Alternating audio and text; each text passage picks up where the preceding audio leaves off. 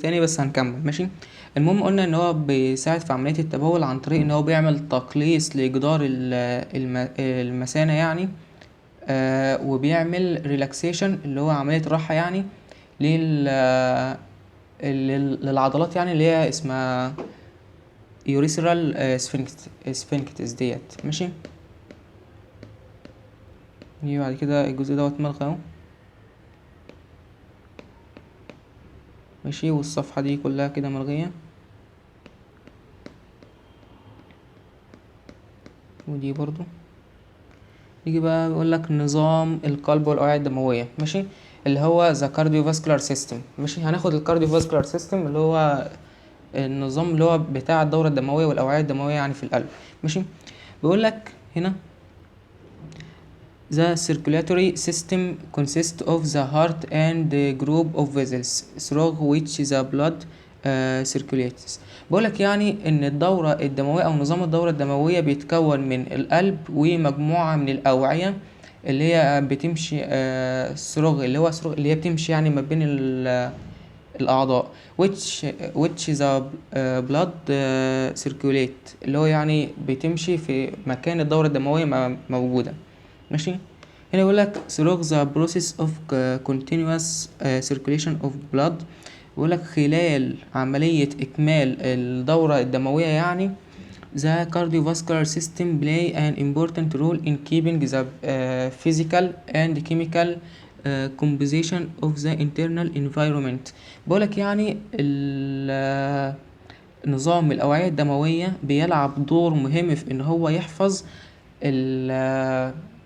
هو ايه ده تكوين التكوين الفيزيائي والكيميائي للبيئة الخارجية. يعني بص، هو النظام الأوعية الدموية دوت هو بيحفظ البيئة الخارجية للأعضاء. يعني ايه؟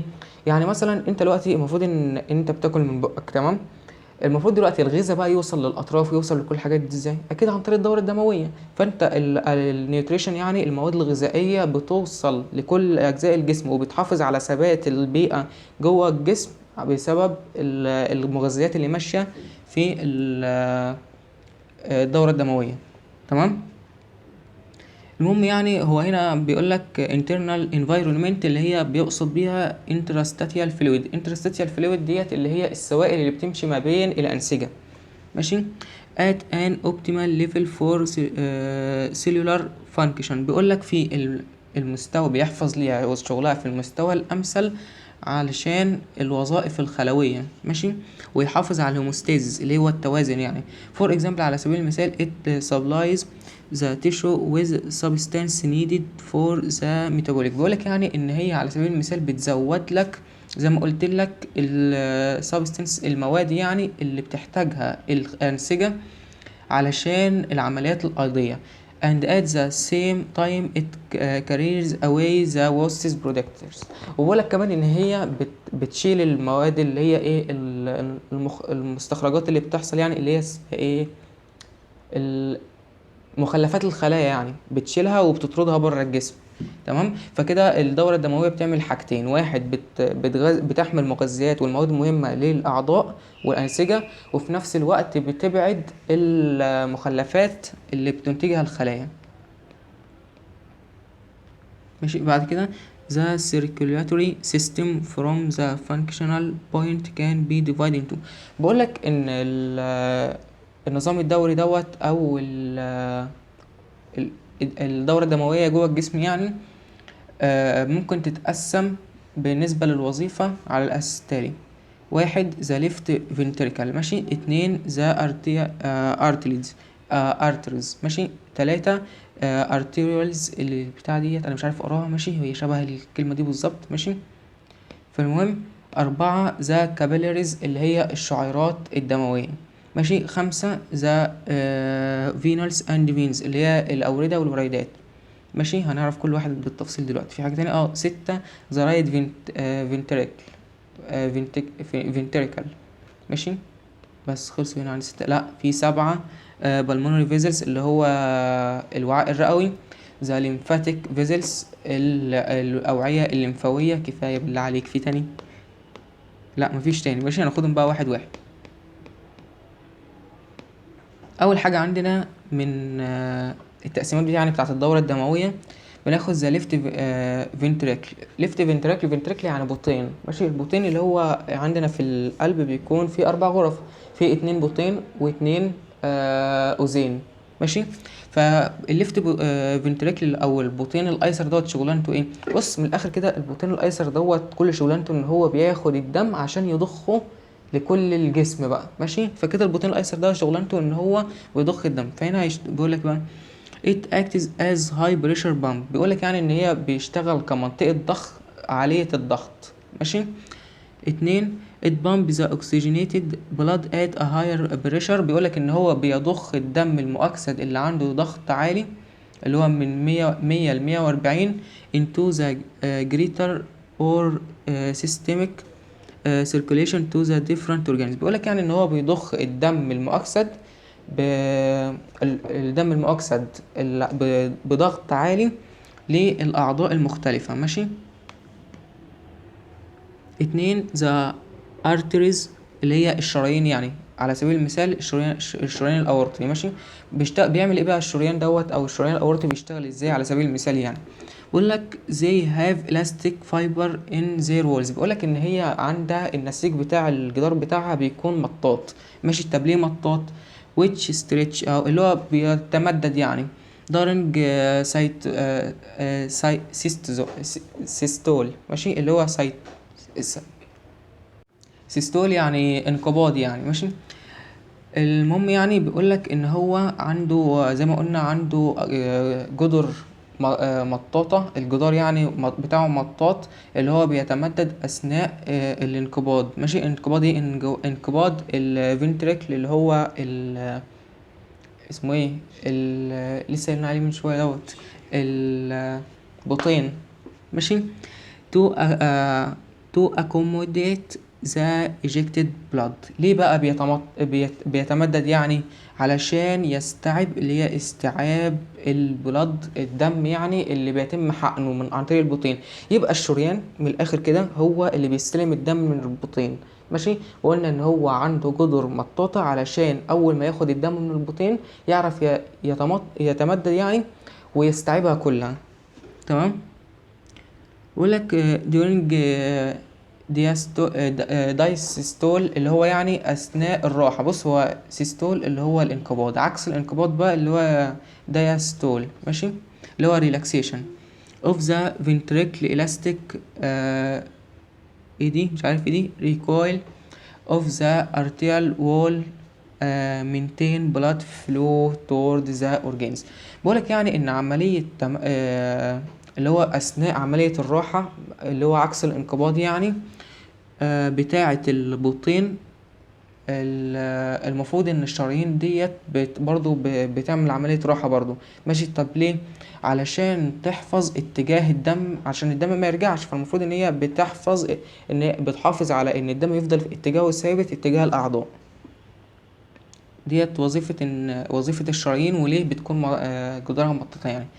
3 ذا arterioles اللي هي بص arterioles ديت هي كلمة شبه كلمة الشرايين بالظبط، ماشي، ولكن هي مش شرايين، ماشي. بيقولك هنا ذا كونتين ايه هي الارتريولز ديت؟ بيقولك ذا كونتين a thick layer of plain muscles in their walls. بيقولك يعني ان هم بيحتووا على طبقة سك اللي هي طبقة سميكة يعني من العضلات الملساء في جذورها، ماشي. ليه بقى؟ allows them to change their diameter constantly. بقولك يعني ان هي بتساعد العضلات الملساء ديت اللي هي طبقة سميكة يعني بتسمح لها ان هي تغير الديامتر اللي هو القطر بتاعها، يعني بتغير القطر بتاعها باستمرار او بثبات، ماشي. بعد كده they are the main sites of resistance to blood flow. بيقولك ان هي مواقع مهمة او المواقع الرئيسية في مقاومة الدم. بص المقاومة دي اللي هو على قصده ايه؟ اللي هو مقاومة السائل جوه الوعاء، اللي هو انت كل ما بتقلل حجم الديامتر يعني بتاع الوعاء بيكون المقاومة اعلى بتودي الدم لمناطق ابعد، تمام. كل ما بتوسع الوعاء بيكون المقاومة اقل فالدم ما بيمشيش لمناطق ابعد. فالمهم عرفنا ان الارتيولز دي وظيفتها ان هي تضيق الوعاء الدموي علشان يوصل الدم لاماكن اكتر، ماشي، او يعرف يعمل ديستريبيوت ليه، توزيع يعني. The change of arterioles diameter regulate tissue blood flow and helps in the control of arterial blood pressure. بيقولك هنا ان التغيرات في الارتريولار دوت diameter في التغيير يعني في قطر الارتريولار بينظم تدفق الدم في الأنسجة، ماشي، وبيساعد على السيطرة على ضغط الدم الشرياني. تمام. بعد كده 4 ذا كابيلاريز. الكابيلاريز اللي هي ايه؟ الشعيرات الدموية يعني. ذا كابيلاريز اللي هي الشعيرات الدموية يعني. شغلانة الشعيرات الدموية ايه؟ بيقول لك they are the exchange sites for nutrients and waste products. بيقول لك يعني ان الشعيرات الدموية ديت هي مواقع تبادل للمغذيات والمخلفات ما بين يعني ما بين الأوعية والشعيرات الدموية، ماشي. بيقول لك زي have very thin walls. بيقول لك عندها جدر رقيقة جدا، ماشي. and provide a very large cross sexual أو sectional اري. بيقول لك يعني ان هي جدارها رقيق جدا وبتتوفر يعني او موجودة في مناطق او بتغطي مناطق كبيرة من الجسم، ماشي. 5 the venals and veins اللي هو يعني الأوردة والوريدات، ماشي. ايه هو الأوردة؟ بص، زي ما عرفنا ان الشرايين هي اللي بتوزع الدم للجسم عن طريق ان هي متصلة بالبطين، كمان الأوردة هي اللي بترجع الدم من الجسم للقلب، ماشي، لأن هو مش من المكان اللي هيروح منه هو اللي هيرجع منه. تمام. فبيقول لك هنا they are the major site of collecting and returning blood from the capillaries to the heart. بيقول لك يعني ان هي المناطق الأساسية لعودة الدم من الشعيرات الدموية للقلب، ماشي. systemic venous have a large capacity and they are very distensible. بيقول لك ان هي عندها سعة كبيرة، الأوردة يعني دي بيقول لك عندها سعة كبيرة وقابلة للتمدد. تمام.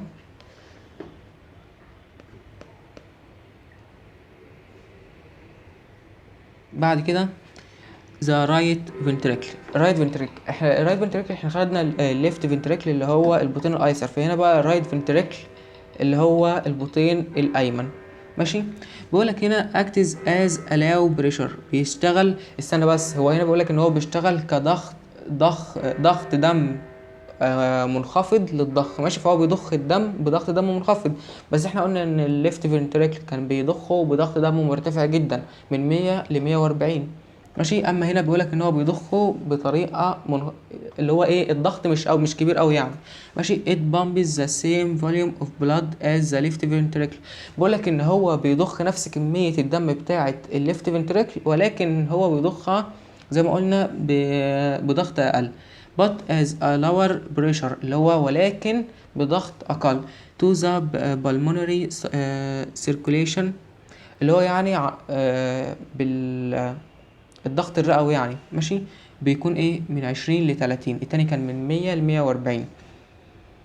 بعد كده 7 pulmonary vessels اللي هو الوعاء الرئوي، ماشي. ايه هو الوعاء الرئوي؟ الوعاء الرئوي، بص، هو احنا المفروض ان احنا بناخد الاكسجين منين؟ من الرئه، ماشي. الرئه هي الطريق الوحيد عشان نحصل على الاكسجين، فلازم ان يكون في وعاء في الرئه بياخد الاكسجين دوت ويوصله للايه، للقلب. فالوعاء دوت بنعتبره من اجزاء القلب يعني، او من اجزاء الدوره الدمويه، مش من اجزاء الرئه، فعشان كده بناخده هنا في الدوره الدمويه. المهم يعني بيقولك زي have the important function of gas exchange. بيقولك ان هي عندها وظيفة مهمة جدا في تبادل الغازات، ماشي. 8 the lymphatic vessels اللي هو الأوعية الليمفاوية. بيقولك هنا ان lymphatic vessels an accessory system of vessels that run parallel to veins but doesn't contain blood. تمام. بقول لك يعني ان الاوعيه الليمفاويه دي احنا خدناها قبل كده، اللي هي الليمف وكده، الاوعيه اللي بيمشي فيها الليمف بتاع المناعه، ماشي. فهنا بقول لك ان الاوعيه الليمفاويه بقول لك ان هو نظام ملحق، تمام، من الاوعيه بيمشي موازي للفينز، للاورده يعني هو بيكون موجود موازي للأوردة but doesn't have قصدي doesn't contain blood it collect excess extracellular fluid. بقولك يعني ان هو ما بيكونش بيمشي في دم، احنا عارفين ما بيمشيش في الوعاء الليمفاوي دم، ولكن it collect excess extracellular fluid، ولكن بيحتوي على كمية كبيرة من السوائل اللي خارج الخلايا، ماشي، الاكستراسيلولار فلويد and drain it into the venous. وبيقولك ان هو بيحمل يعني السوائل بره الخلية ديت وبيستنزفها للأوردة، ماشي. معلش فينوس بلاد اللي هو يعني الدم الوريدي، ماشي.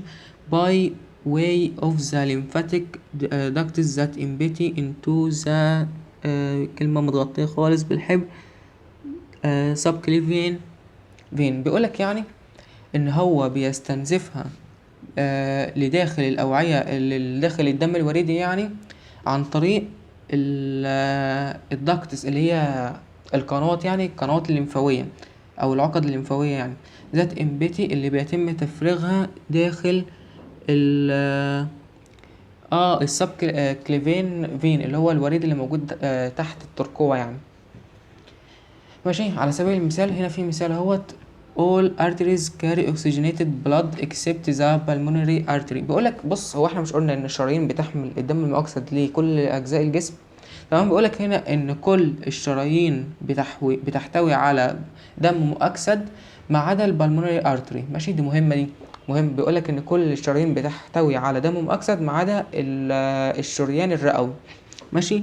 اللي هو بيجي منين بقى؟ that arises from اللي بينشأ من رايت فنتريكل البطين الايمن للرئه. يبقى المفروض ان الشريان الرئوي دوت هو الوحيد اللي ما بيحملش دم مؤكسد، تمام، وبيجي من البطين الايمن للرئه، تمام. نيجي بعد كده بقى all veins carry venous blood except the pulmonary veins that open into the left atrium. بقولك يعني ان كل الاوردة بتحمل دم وريدي ما عدا الوريد الرئوي، ماشي. هناك كان الشريان الرئوي، هنا كان هنا الشريان الرئوي. احنا واضح ان هو البلمونري دوت او الرئوي دايما بيكون مختلف، ماشي. فهنا بيقولك ان كل الأوردة بتحمل دم وريدي ما عدا الوريد الرئوي that open into the left atrium اللي هو بيفتح في الأذين الأيسر، تمام. نيجي بعد كده بقى بيقولك the heart اللي هو الايه؟ القلب، ماشي. القلب، وركز معايا عشان ده قلب.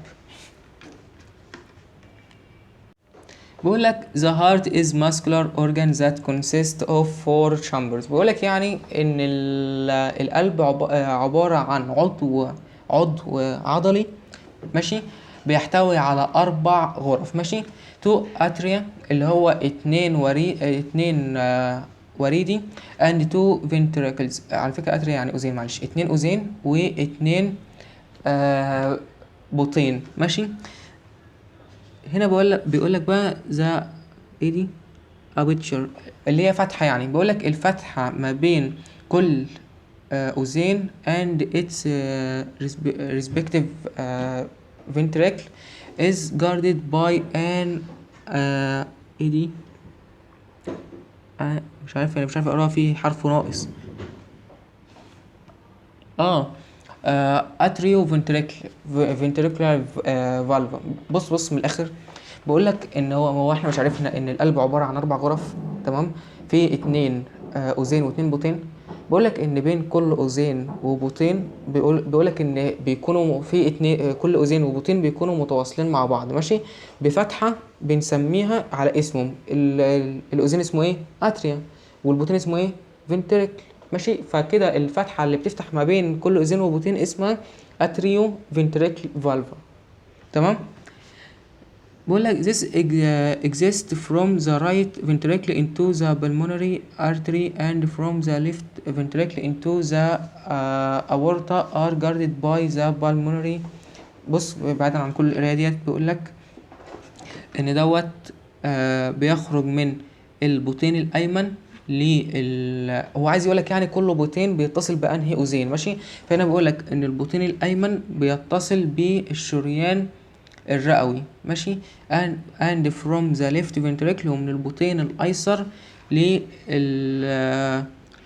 الاورطه اللي هو الشريان يعني ماشي. يبقى كده عرفنا ان الرايت فنتريكل بيتصل بالبلمونري ارتري ماشي، والليفت فنتريكل بيتصل بالشريان الاورطي ماشي.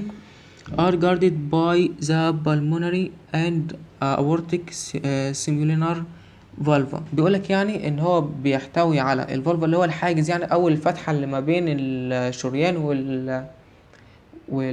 والبطين تمام. متشابهين يعني respectively. بعد كده properties of the cardiac، وانا مشغل التسجيل ولا لا؟ تمام. properties of the cardiac muscles اللي هو خصائص العضلات القلبية ماشي. بقول لك automatically و rhythmicity. بقول لك ان العضلات القلبية في منها جزء تلقائي ماشي automatically، وفي منها جزء تنظيمي هو برضو تلقائي ولكن بيتم تنظيمه عن طريق الاعصاب ماشي. اولا الاوتوماتيكلي اللي هو ايه؟ الاوتوماتيكلي اللي هو التلقائي يعني ماشي. is the ability of the heart in to initiate its one constriction independent of external stimuli. بقولك يعني ان التلقائي دوت هو قدرة القلب على ان هو يبدأ الانقباض بدون محفز خارجي ماشي. بعد كده ريزيسميتي اللي هو ايه وسامحوني لو بقرا الكلام غلط علشان ده كلام لاتيني مش انجليزي ماشي. لحد ما نتعود يعني ان شاء الله هنتعود صح ولا لا؟ صح. المهم يعني بيقول لك الريزيسماسيتي ديت او النظاميه يعني طريقه الانقباض النظاميه يعني is the ability of the heart to beat regularly اللي هو ايه؟ قدره القلب على ان هو ينبض بانتظام ماشي. بص automatically and rhythmic are due to the pacemaker. بص هو دي مكتوبة غلط ماشي، لان البيك ميكر ما بتكتبش كده. البيك ميكر ما فيش بينهم فاصلة. البيك ميكر دي عبارة عن نوع من الخلايا اللي موجودة في القلب اللي هي بايه بتتحكم في النبض بتاعه ماشي. فهنا بيقولك ان كل من النبضات التلقائية ماشي والنظامية بتكون بسبب البيك ميكر دوت ماشي. البيك ميكر اكشن بوتنشال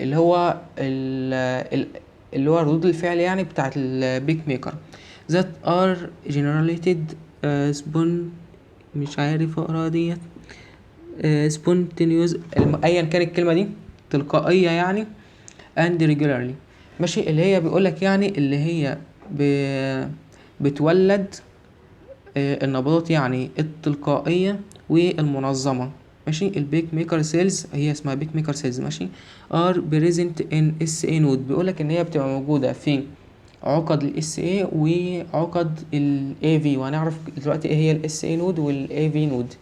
اند بروكنج اللي هي العصبيه يعني.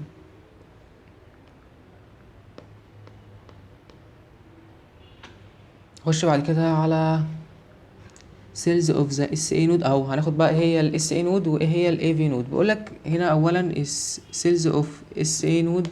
ثانيه سادت كده بالترتيب ولا ايه؟ الصفحه مقطوعه اصلا. دي 29 المفروض دي 30 المفروض دي 31 تمام. بيقولك هنا cells of the SA node are the normal pacemaker of the human heart. بيقولك يعني ان عقد ال SA هي المفروض ان هي البيك ميكر الطبيعي في قلب الانسان ماشي. زي كنترول هارت ريت، بيقولك ان هي بتسيطر على معدل ضربات القلب. This is because they produce action potential at a rate of about 150. بقولك يعني علشان هي بتنتج اكشن بوتنشال اللي هو يعني رد فعل بتاعها بينظم ضربات القلب يعني في معدل 105 ضربة في الدقيقة ماشي. ودوت طبعا كتير لان احنا الطبيعي بتاعنا من 60 ل 90 ماشي. فبقولك يعني ان الاس ان ديت بترفع معدل ضربات القلب جامد. This is faster اللي هو بيقولك دوت سريع جدا ماشي than the natural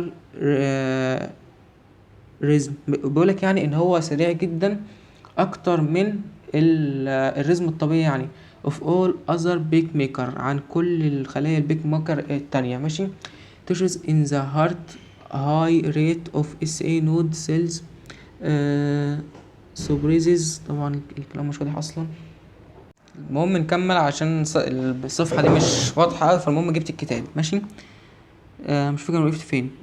المهم يعني احنا عرفنا ان ال SA نود ال SA نود بيقولك ان هي المفروض ان هي البيك ميكر الطبيعي في قلب الانسان. ماشي.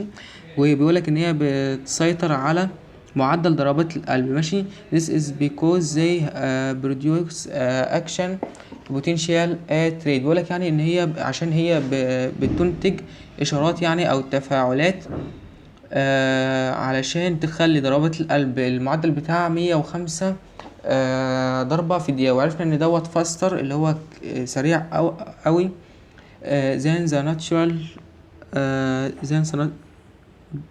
the natural rhythm of all other بيك ميكر. بقولك يعني ان هو دوت اسرع بكتير من البيك ميكر الاخرين.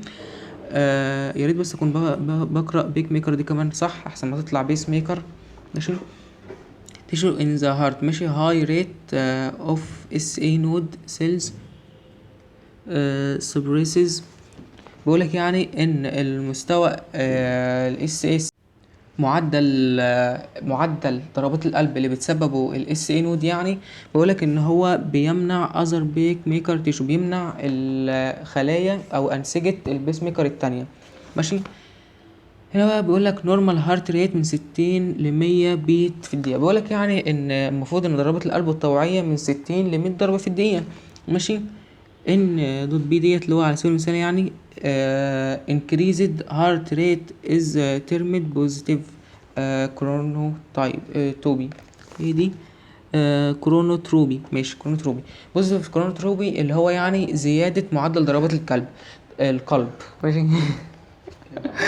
طيب نقص معدل ضربات القلب بقى اللي هي نيجاتيف كرونوتروبي. ماشي. بعد كده بقول لك raise of body temperature increase the rate of SA node one of the manifestations of fever. fever ايا كان المهم حمى. ماشي. بقول لك يعني ان زيادة درجة حرارة الجسم ماشي بيزود معدل ضربات القلب يعني، وديت مظهر يعني من مظاهر الحمى is تيكارديا. تاكارديا ديت اللي هي يعني عرض من اعراض الحمى يعني. for every 1 degree raise of body temperature heart rate increase by about 10 beats. بقولك يعني ان كل ما درجة حرارة الجسم بتزيد بنسبة درجة واحدة عدد ضربات القلب بيزيد بنسبة 10 ضربات. ماشي. ولكن هنا ما بنتكلمش عن درجة الحرارة الخارجية، احنا عارفين كده كده. انا قصدي درجة الحرارة اللي جوه الجسم نفسها. ماشي. بعد كده بقول لك التوصيل اللي هو conductivity. ماشي. التوصيل اللي هو توصيل الاشارات العصبيه يعني. ماشي. وهنا بيقول لك ايه ذا سينوتريال نود او ال SA اللي هو اختصار ليه سينوتريال نود. ماشي. it is located in the wall of the right atrium near the opening of the superior vena cave. بقولك يعني ان المفروض ان ال SA نود ديت او السينوتريال نود بقولك ان هي بتقع في جدار الاذين الايمن القريب من فتحة السوبريور فينا كيف. ماشي. اي بص دوت القلب اهوت. ماشي. وديت الاس اي اهيت قريبة من السوبريور دوت اهوت السوبريور فينا كيف. ماشي. دوت موقعها يعني normally طبيعي يعني. it is the big maker of the heart since it has the highest automaticity. بقولك يعني ان هو البيك ميكر الطبيعي زي ما قلنا في قلب الانسان، وكمان هو بيحتوي على تلقائية زايدة يعني. بعد كده ذا اتريفو فنتريكل. اتريا فنتريكل اللي هو ايه the atrioventricular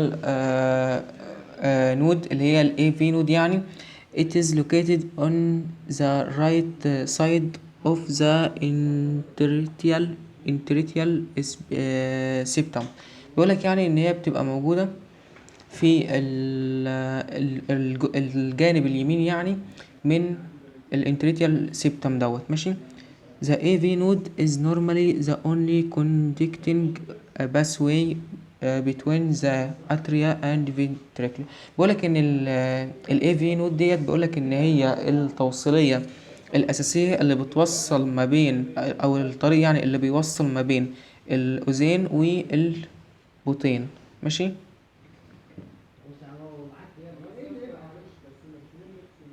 بعد كده the AV bundle of HIS. بص ال AV bundle ديت اللي هي المفروض الجزء ده ماشي. AV bundle أو ال bundle of HIS بيقولك it is a bundle of conducting fibers that spread from atria.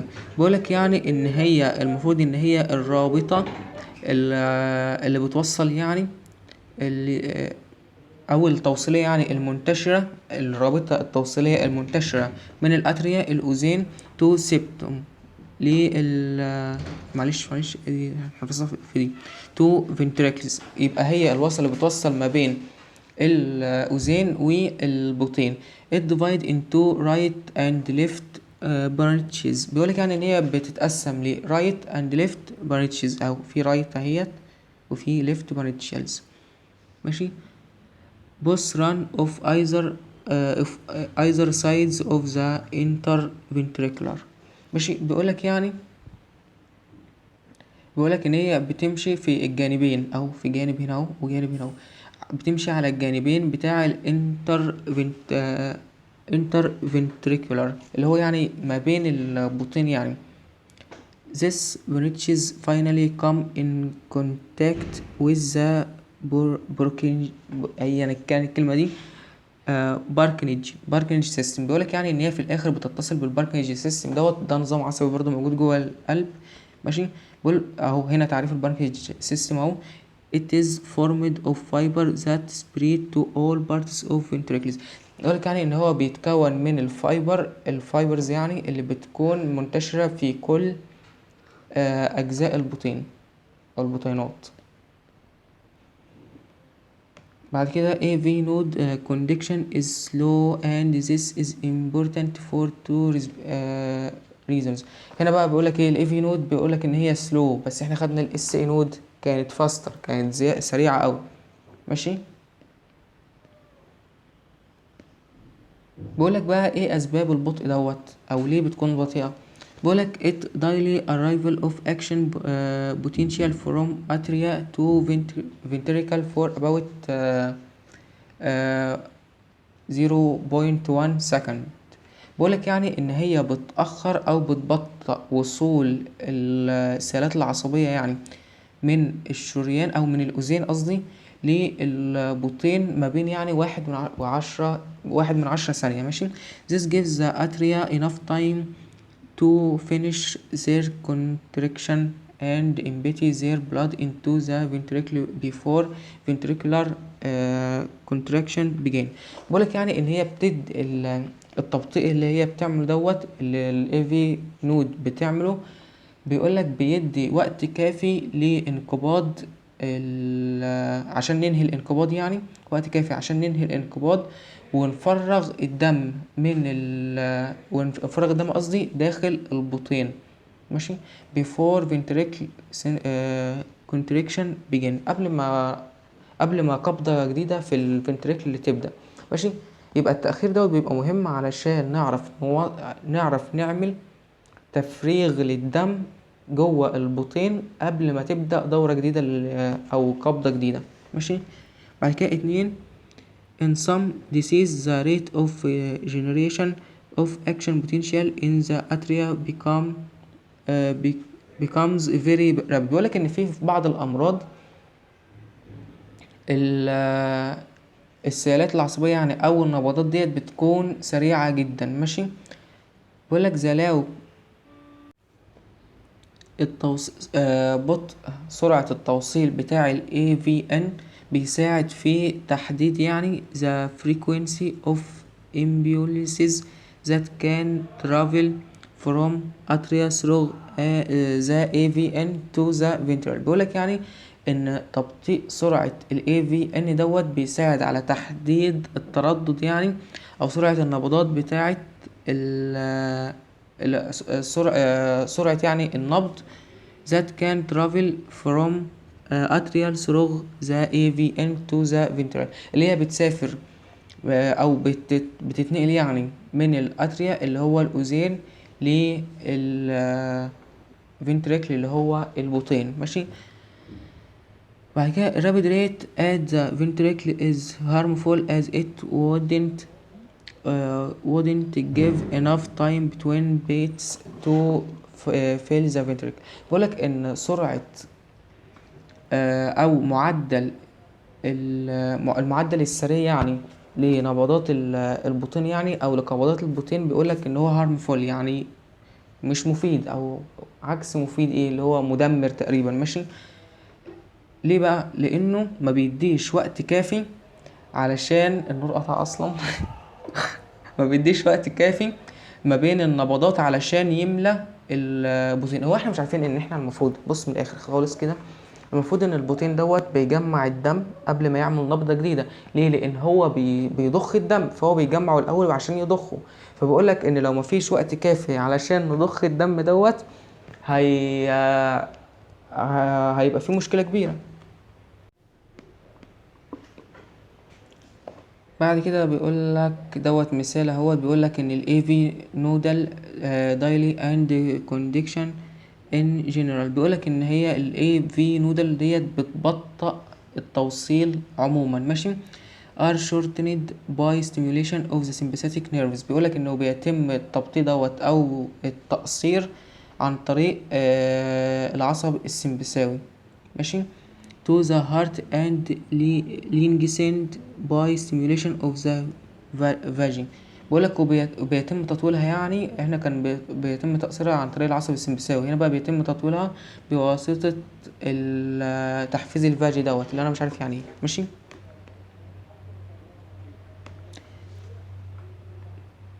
بعد كده contractility اللي هو العضلة بتاعة القلب. ماشي. عضلة القلب بيقول لك بوزيتيف انتروتوبيك ستيت. مش احنا عارفين ان البوزيتيف لسه قايلينها من شويه بوزيتيف انتروتوبيك ستيت ديت اللي هي حاله القلب لما بيكون في الريت بتاعه عالي اللي هو يعني بيعمل ضربات سريعه يعني. بيقول لك كاردياك مايوسايت كونتراكتس ويز جريت فورس. بيقول لك يعني ان في الحاله ديت بيكون القلب بينقبض بقوة كبيرة. ماشي. has higher contractility. ماشي. بالنسبة للنيجاتيف بقى أكيد عكسها بيحمل قبضات عندها قوة قليلة. ماشي. بعد كده positive entropics. ايه هي اسباب ال positive entropics؟ بص دي اسماء المفروض تتحفظ زي ما هي كده او كمان ما تحفظش، انا ما حفظتهاش. ماشي.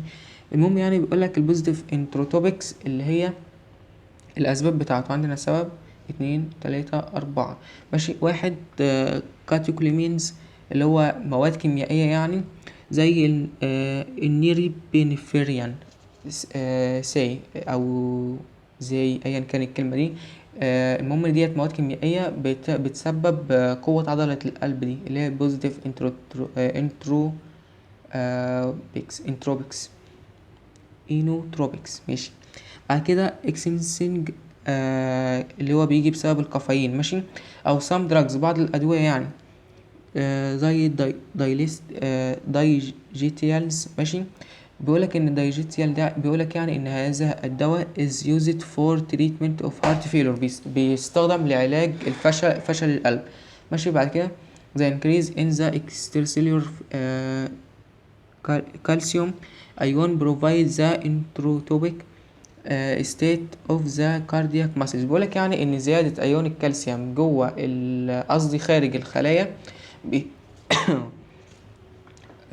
بيسبب الحالة ديت يعني بيسبب قوة ضربات القلب. ماشي. and at very high CA concentration the heart stop in systole. بقولك يعني انه كمان في مستويات الكالسيوم العالية القلب ممكن يوقف نبضاته. ماشي. بعد كده نيجاتيف انترو مش عارف ليه الكلمة دي انا قريتها اكتر مرة. انوتروبكس. ماشي.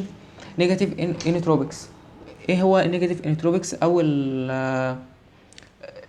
المفروض ان هي نقص قوة ضربات القلب، اللي هو ضعف في ضربات القلب. ماشي. فهنا بيقولك ان في اسباب اهو، مش 3، 1 2 3 4 اسباب. واحد مش عارف دي اسيتايل كولين has a negative inotropic effect on atrial muscles. بقولك يعني ان الاسيتايل كولين دوت عنده تأثير على ضعف قوة عضلات القلب. ماشي. بعد كده كالسيوم انتيجونوزيس اللي هو يعني مضادات الكالسيوم. احنا مش عارفين ان الكالسيوم بيزود ضربات القلب، فمضادات الكالسيوم اكيد هتقلل ضربات القلب قوتها يعني، مش لعدد قوتها. and many anesthetic agents اللي هي عوامل التخدير يعني have a negative inotropic effect. ماشي. يبقى عوامل التخدير بتسبب ضعف قوة عضلات القلب، وكمان مضادات الكالسيوم.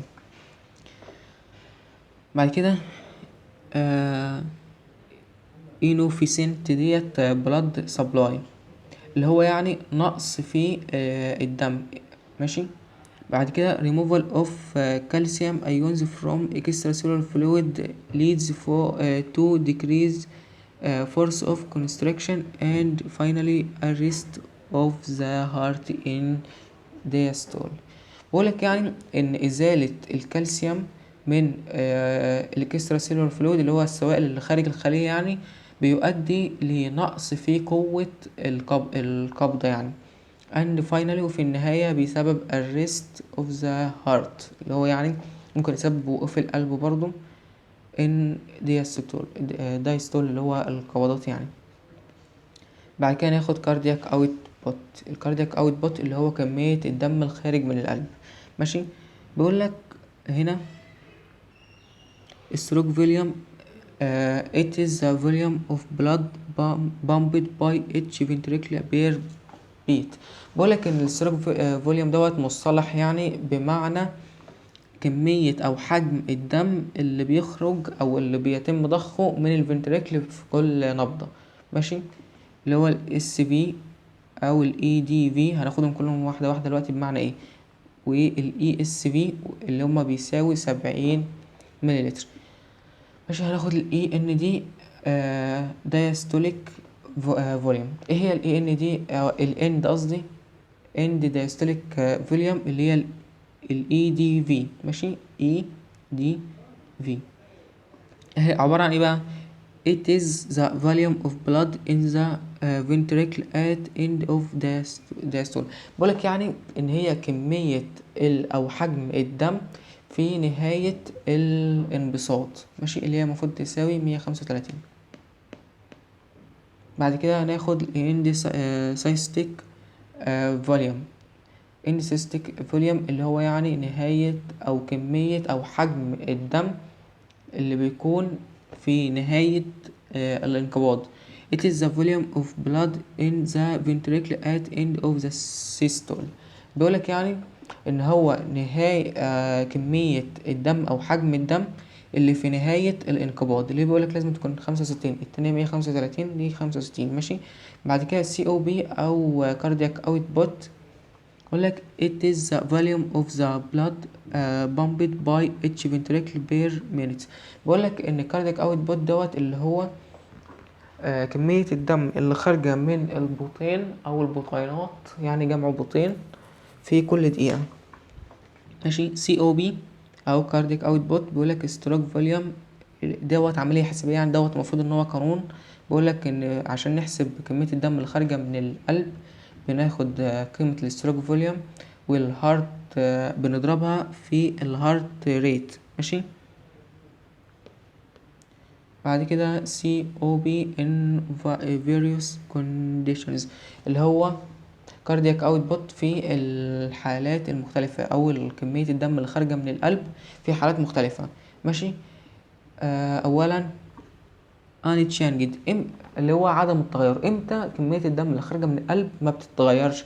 واحد during sleep أثناء النوم ما بتتغيرش كمية الدم اللي خارجة من القلب. ماشي.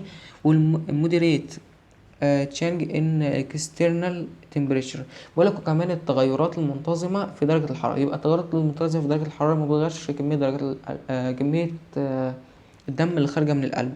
ماشي.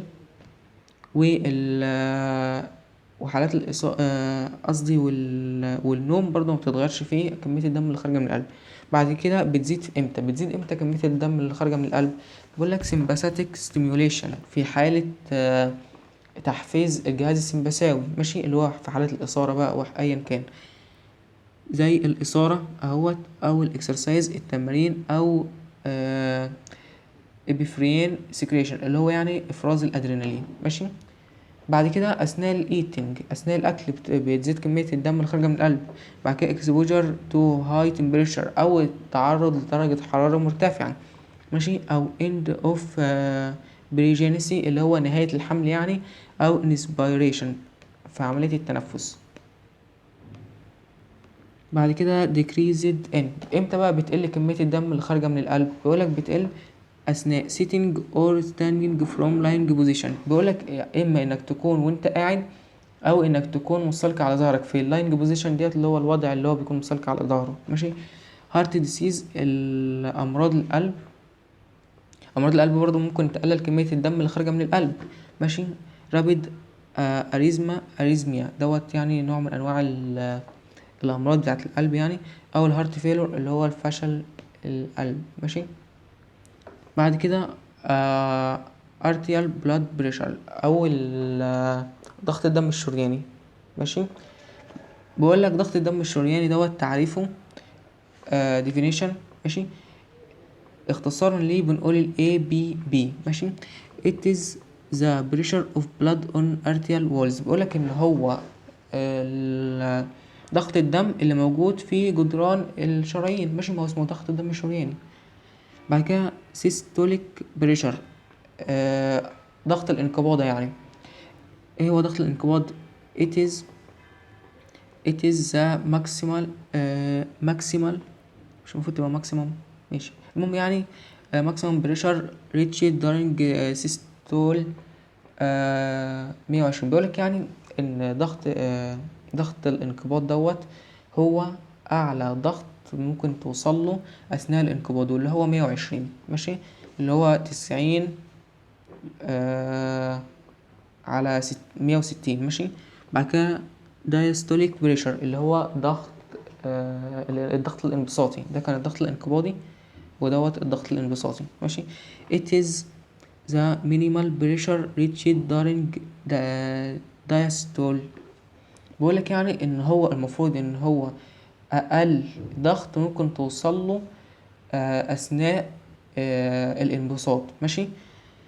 بعد كده البلس بريشر. البلس اللي هو نبضات يعني ضغط النبضات اللي هو بيتحسب بالقانون دوت اس بي ناقص بي دي. ماشي. بيساوي 50. ماشي. بعد كده مش عارف هو ده قانون ولا ايه ده الصراحة، مش عارف ايه ده. بعد كده مين سيستوميك ارتريال بريشر. بقولك يعني الام اي بي اللي هو المفروض المقصود بيه يعني قوة الانقباض الشرياني. ماشي. is the average pressure in arterial. بيقولك ان هو متوسط او معدل يعني الضغط الشرياني.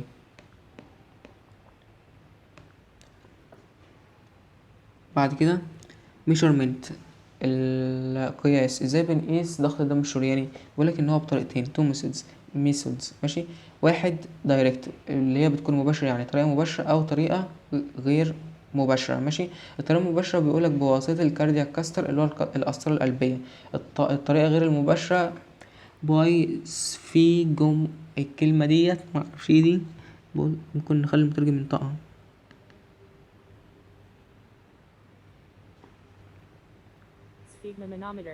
ايا كان اللي هو قاله ده برضه.